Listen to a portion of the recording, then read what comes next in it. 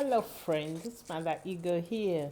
So today I wanted to recommend a book called Eat That Frog by Brian Tracy, and it has 21 ways to stop procrastination, and also let me see here, also getting more out of doing less.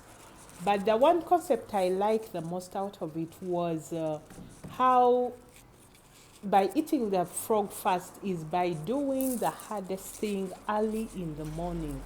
So you get yourself together, and the hardest task is what you start with. At that point, you're using willpower, you're re-energizing yourself to be more productive by tackling the hardest part of the project. First thing, first project before you do anything else.